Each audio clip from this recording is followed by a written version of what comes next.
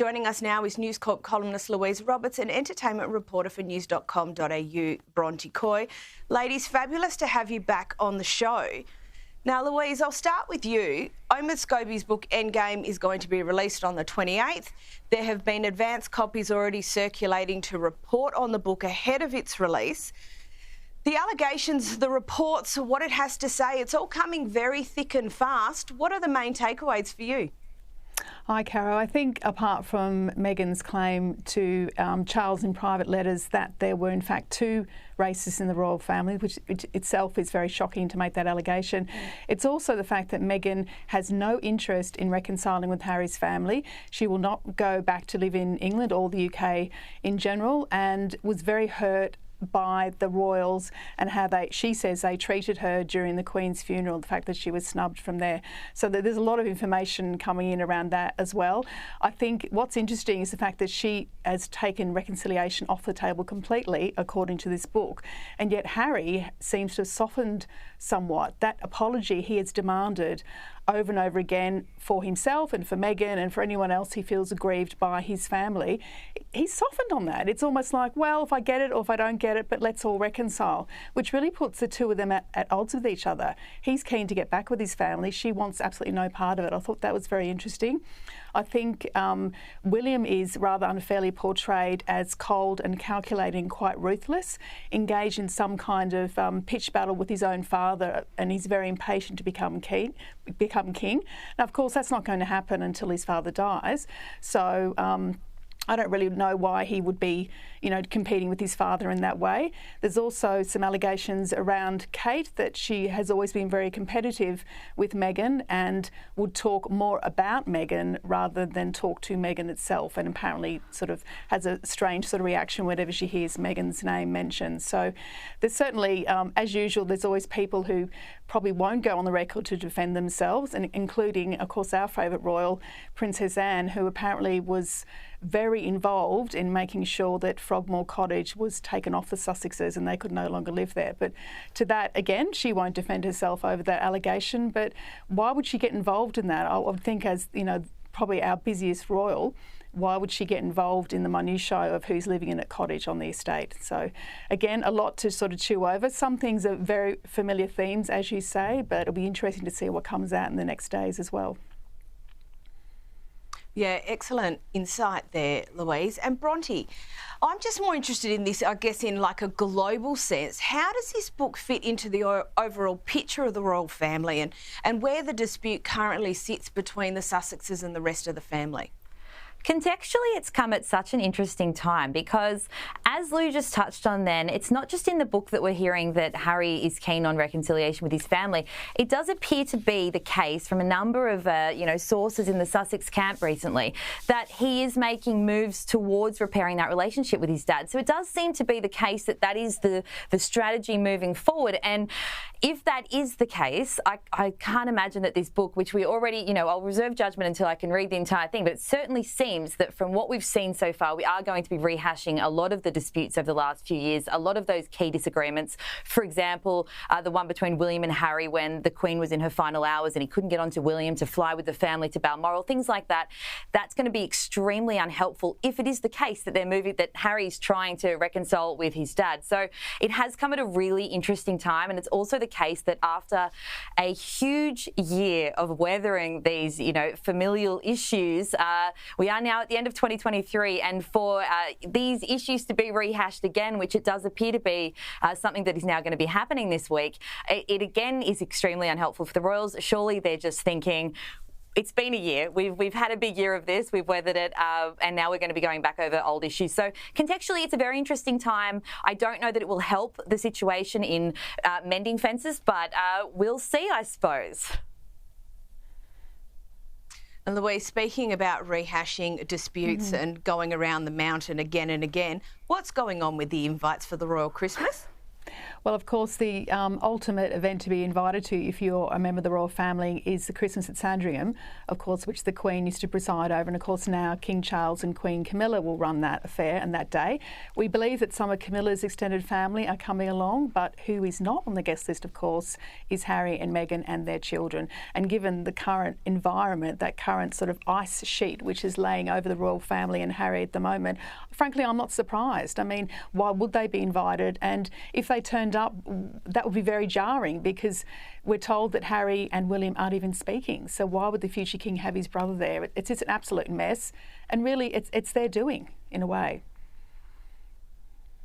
And Bronte, this, again, contextually, this back and forth on every occasion about who does and doesn't get invited. Yes, of course we talk about it on this show, but it gets a bit dull after a while. Do you see it changing at all?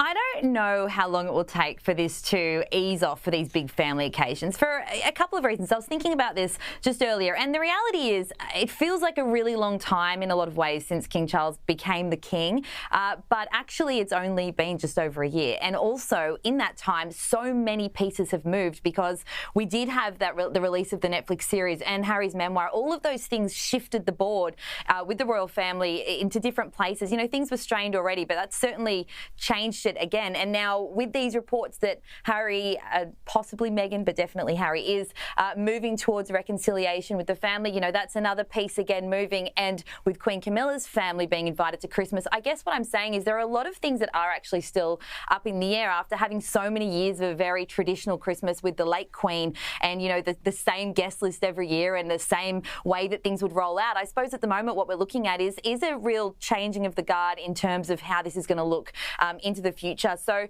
yeah, I think we'll be talking about it for these big family occasions for a little bit more. But, you know, until the situation eases with all of this back and forth between the royals and Harry and Meghan, the content's there. And I think that it'll be interesting to a lot of people. And I think there's a lot of people that are a bit miffed too, Bronte, because apparently there's an upmarket boutique in LA which hosts a holiday hypocrisy window. And this year, Harry and Meghan are the stars of the show. Please tell us about it. This is fabulous. Yeah, look, it's a bit of an unfortunate trend that's emerging in Hollywood at the moment. Of course, this is just a bit of fun. So it's a boutique in West Hollywood called Kits, and it's very iconic and has a very, very good celebrity clientele that it's boasted for many years. And they do put quite tongue-in-cheek posters up in the window. And every year they have the Hollywood hypocrites. They've had Hunter Biden in the past. They've had Chrissy Teigen in the past, who's obviously had quite a few controversies. And this year it's Harry and Meghan, along with printouts apparently of articles talking about their hypocrisy in terms of taking private jets and also, you know, campaigning for ecotourism, etc. So, look, it's not great. It's obviously a joke and it's quite funny, but it does follow a bit of an unfortunate trend at the moment in Hollywood with them off the back of South Park and off the back of the Family Guy sketch. They can't be loving themselves being parodied so much by their peers in the industry at the moment. So look, a bit of fun, but probably, and they'd be concerned that it's a trend that is continuing. And I think that's the point, right, Louise? Obviously, when a retail store feels like it can do something like that, it's fairly emboldened. It is. People are noticing. Everyone's noticing. This is actually an issue, though, for them. It is an issue, and I think also they need to embrace the parody rather than sort of getting miffed about it and thinking that it's, you know, somehow destroying their brand. They should actually show they have a sense of humour and become more relatable. You know, South Park and Family Guy were examples of that as well. So rather than saying this is terrible, this is really bad for our brand, get on board with it. That would actually make them more likeable and, you know, real in a way. Yeah, I agree. Absolutely. Absolutely. Now, Bronte, the Sussexes attended a nice hockey game this week. We have some great photos actually from that event. Can you tell us about the appearance? Yeah, and actually, just on what Lou said there with this, luckily we've seen them having a bit of fun this week, and that's what we'd like to see. You know, them, you know, either making fun of themselves or laughing at, you know, other people taking little funny jabs, but also them just letting loose, which is what happened this week. So they turned up at a Vancouver ice hockey game, and Harry did the ceremonial puck drop at the beginning. He looked very pleased to be there. It actually was following in the footsteps of his late grandmother, who did the exact same thing at the same place 21 years ago. So that was quite nice, a quite nice moment. But also the two of them, what struck me, they've had a bit of a dramatic few weeks in the headlines once more, but they seem to be having a great time. So either they have, it's all been water off a duck's back, or they're just huge ice hockey fans. But they were jumping out of their seat, they were dancing, they were drinking, they looked to be having a really good time. And that was all as in celebration of the fact that Vancouver will be hosting the 2025 Invictus Games. So it was quite a surprise appearance, but quite a happy one from the Sussexes. Yeah, they did look to be having fun, and good on them. Like, they do still put up with a lot, that is true. Now, Louise, I've got a bit less than a minute, but even with the release of this new book and all manner of reports hitting the media, Princess Kate has still got time to, attend to her passion project, which is early childhood learning. That's right, and what a class act she is. She's not letting any sort of bad publicity or perceived publicity derail her from her.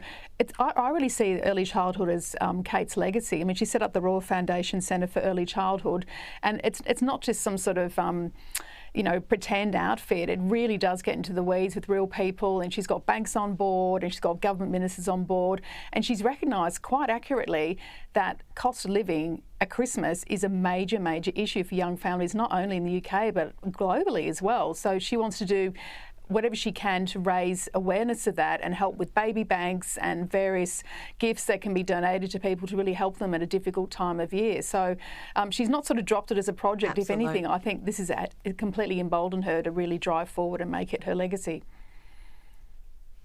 Absolutely. Look, ladies, that's all we've got time for this evening. Thank you so much, Louise Roberts and Bronte Coy. Thank you so much for joining us.